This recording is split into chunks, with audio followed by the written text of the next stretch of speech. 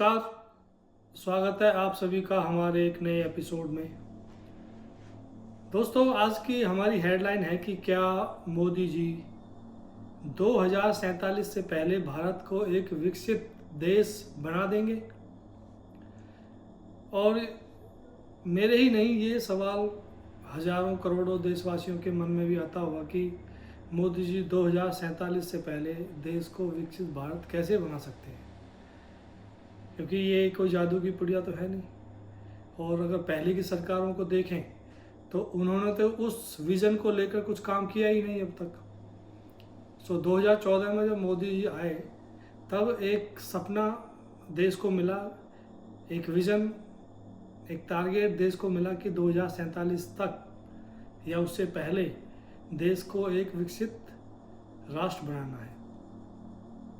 अब ये सवाल मेरे दिमाग में कई बार आया और मैं सोचता भी था कि ये कैसे इतनी जल्दी कैसे पॉसिबल है कि 2047 तक देश को विकसित देश या विकसित भारत बना देंगे मोदी जी। दोस्तों, मैंने काफ़ी मोदी जी को फॉलो भी किया है और जो गवर्नमेंट के जो मोदी सरकार के जितने भी कार्य है और विकास से रिलेटेड जितने भी प्रोजेक्ट्स या अभी पीछे के कार्य 1-2 महीने का ही अगर एक्टिविटीज़ देखें तो हज़ारों करोड़ों रुपया इंफ्रास्ट्रक्चर पे स्पेंड किया है। तो उसी की कड़ी में एक और एडिशन हुआ है।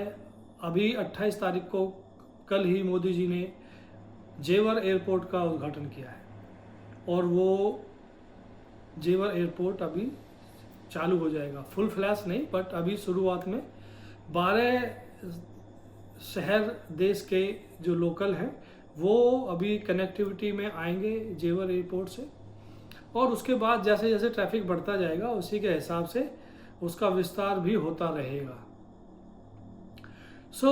दोस्तों, जेवर एयरपोर्ट तो एक छोटा सा ही प्रोजेक्ट है और जहाँ तक कि जब हम देखते हैं जेवर एयरपोर्ट के आसपास नोएडा को देखते हैं, अगर नोएडा को 20 साल पहले देखें तो खाली ग्रेटर नोएडा के अलावा और कुछ नहीं था, सूरजपुर था बस, उसके अलावा बाकी कुछ नहीं था। लेकिन आज की डेट में देखें तो पिछले 15 से 20 साल में ग्रेटर नोएडा एक बहुत बहुत बिग डेवलप और मैं कहूँगा कि एक काफ़ी आधुनिक शहर बन चुका है ग्रेटर नोएडा।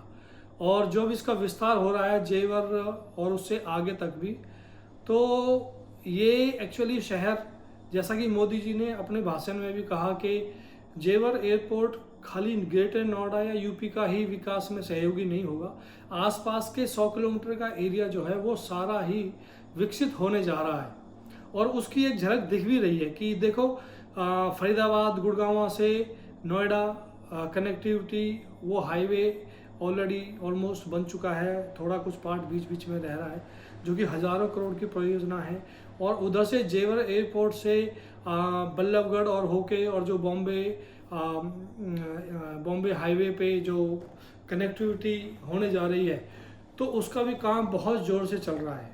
दोस्तों, उस हिसाब से अगर देखा जाए तो जो ये एरिया पूरा 100 किलोमीटर का जो सर्कल है जेवर एयरपोर्ट से, जितना भी ये रूरल एरिया है वो सारा ही सारा आज के 10 साल बाद अगर हम देखेंगे तो वो रियली में एक बिग चेंज हो चुका होगा। अभी हाल ही की वाशिंगटन एग्जामिनर की रिपोर्ट के अनुसार अगर भारत जीडीपी 7 से 8% के हिसाब से कंटिन्यूस ऐसे ही बनी रहती है, 2047 तक या उससे पहले भारत एक विकसित भारत बन जाएगा। और ये एक बहुत बड़ी एजेंसी है जो ये रेटिंग देती है। उसके साथ ही अगर हमारी जीडीपी इसी हिसाब से बढ़ती है तो जो हमारे देशवासी हैं या जो भारत है, भारत एक उच्च आय वर्ग वाला देश भी बन जाएगा। जैसे कि बाहर डेवलप कंट्रीज़ में जिनकी जो पर कैपिटा इनकम जिसको बोलते हैं, उसके हिसाब से देखें तो अभी इंडिया बहुत पीछे है, लेकिन अगले 10 से 15 सालों में भारत उनके करीब या उनसे आगे भी निकल जाएगा।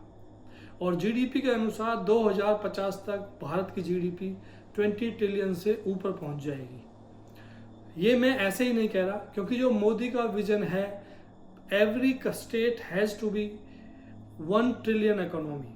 सो मेरे हिसाब से उत्तर प्रदेश पहला प्रदेश ऐसा बनने जा रहा है जिसकी इकोनॉमी 1 ट्रिलियन के करीब बहुत जल्द 1 से या 2 सालों में पहुंचने वाली है। सो ऐसे ही हर जो प्रदेश है उसके साथ, उसकी गवर्नमेंट के साथ मोदी सरकार गवर्नमेंट का पूरी तरीके से काम कर रही है, और ताकि हर प्रदेश को, हर राज्य को 1 ट्रिलियन इकोनॉमी का भागीदार बना सकें। अब आप उसी हिसाब से देखिए कि देश में 30-32 मेरे ख्याल में अभी राज रहे होंगे, जैसा कि मुझे अब तक मालूम है। सो 28 भी अगर गिने तो 28 अगर 1-1 ट्रिलियन करते हैं, उनमें से अगर 10-5 पीछे भी जाते हैं तो $20 ट्रिलियन इकोनॉमी तो बनना मेरे हिसाब से नेक्स्ट 15 से 20 साल में बहुत ही आसान हो जाएगा।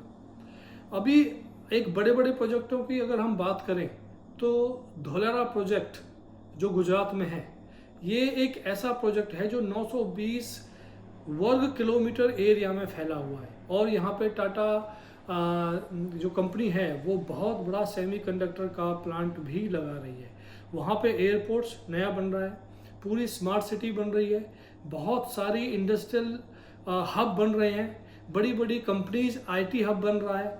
सो देखो, अगर हम ये सारी चीज़ें देखें तो उसके हिसाब से तो भारत एक डेवलप कंट्री की तरफ बहुत तेज़ी से बढ़ रहा है, और जिस हिसाब से मोदी जी बिना थके बिना रुके वो काम कर रहे हैं, तो मेरे ख्याल से ये टारगेट अचीव करना बहुत बड़ी बात नहीं होगी। और अगर अदर एस्पेक्ट में भी देखें कि अगर एक विकसित भारत बनने की ओर, उसके लिए संसाधन क्या चाहिए, तो उसके लिए संसाधन चाहिए हमें पैसा जो कि इंडिया के पास आज की डेट में बहुत ही अच्छी स्थिति में इंडिया है। उसके बाद हमें चाहिए टैलेंट इंडिया में कोई कमी नहीं है। उसके बाद हमें चाहिए कि युवा जो कि मैन पावर के रूप में काम करेंगे। सो भारत की औसत आयु वर्ल्ड में सबसे कम है जो कि 28 वर्ष के आसपास है। वहीं अमेरिका की औसत आयु 38 वर्ष के आसपास है, चीन की 41-42 वर्ष के आसपास है। तो अगर ये हम कहें कि वर्ल्ड में भारत एक सबसे युवा देश है, तो जो कि सच्चाई है, तो अगर उस लिहाज से देखें तो भारत जो जिस स्पीड से चल रहा है, मेरे हिसाब से उस स्पीड से भी ज़्यादा गति से एक विकसित होने की दिशा में बढ़ रहा है। तो दोस्तों, अभी हाल ही के दिनों में अगर हम देखें, आसाम में मोदी जी ने 19,480 करोड़ के प्रोजेक्ट को हरी झंडी दी है, उनका उद्घाटन किया है या शिलान्यास किया है टोटल मिलाकर। और वहीं जो टाटा सेमीकंडक्टर जो अभी मैंने बोला धोलेरा में, उसकी जो वर्थ है, जो टाटा सेमीकंडक्टर जो प्लांट लग रहा है वो $11 बिलियन है, जो एक massive investment by Tata company द्वारा की जा रही है धोलेरा में। सो दोस्तों, ज़्यादा वक्त ना लेते हुए मैं अगर सारांश में अगर बोलूं, अगर आप दिल्ली के 50 किलोमीटर या आसपास के एरिया में भी आप घूमते होंगे तो पिछले 10 साल का ये एनसीआर और आज का एनसीआर बिल्कुल ही बदला हुआ है। यानी कि कंप्लीट चेंज हो चुका है पूरा एरिया का, और आने वाले आने वाले समय में ये जो एरिया है एक तरह से बिल्कुल ही बदल चुका होगा। अभी देखिए 32,000 करोड़ का जो प्रोजेक्ट हरियाणा द्वारा इन्वेस्ट किया जा रहा है, आरआरटीसी जो रैपिड रेल का प्रोजेक्ट है, जो अभी मोदी जी ने पीछे इनॉग्रेट किया था दिल्ली से मेरठ, और अभी दिल्ली से अंबाला और पानीपत, वो भी उसको भी हरियाणा सरकार ने भी मंजूरी दे दी है, और दिल्ली से अलवर उसको भी बहुत जल्द मंजूरी मिलने वाली है। तो देखिए, ये प्रोजेक्ट भी बहुत तेज़ी से आप देखना कि 3 से 4 से 5 साल मैक्सिमम मैं कहूँगा कि ये प्रोजेक्ट भी सारे पूरे हो चुके हैं। और ऊपर से मोदी जी ने 32,000 करोड़ का जो इन्वेस्टमेंट अभी दिल्ली को भी दिया है पैसा, बजट, वो पूरा दिल्ली को स्मार्ट सिटी बनाने के लिए, प्लस में 400 एकड़ ज़मीन दिल्ली सरकार राज्य सरकार, दिल्ली राज्य सरकार को मुहैया कराने वाली है दिल्ली में फिल्म सिटी बनाने के लिए। सो अगर ये सारी चीज़ें हम देखें तो देखो कि कितनी तेज़ी से सारे विकास के कार्य ये हो रहे हैं, और ये इसीलिए हो पा रहे हैं, इसीलिए पॉसिबल हो पा रहे हैं कि देश में पिछले 10-12 सालों से एक बहुत ही सशक्त सरकार, और मैं कहूँगा कि हार्ड वर्किंग सरकार देश में है। और हमारे जो प्रधानमंत्री हैं, जो प्रधान सेवक अपने आप को कहते हैं, वो जो बिना थके बिना रुके देश के कार्यों में लगे हुए हैं, उनका विजन है कि वो उनको तो मतलब वो इस तरह से लगे हुए हैं कि 2047 से पहले क्या 2037 में ही मैं देश को विकसित भारत बना दूं, तो उस गति से वो लगे हुए हैं। तो मेरा अपना मानना है कि यस, भारत 2047 से पहले यानी कि 2040 तक एक विकसित भारत ऑलमोस्ट बन चुका होगा। सो आइए हम इसी मनोकामना के साथ, इसी कामना के साथ इस वीडियो का एंड करते हैं और लेते हैं आपसे विदा। अगर आपको हमारे कंटेंट पसंद आ रहे हैं तो प्लीज़ सब्सक्राइब कीजिए, चैनल को लाइक कीजिए, कमेंट कीजिए, और मिलते हैं एक दूसरे वीडियो में। जय हिंद, थैंक यू।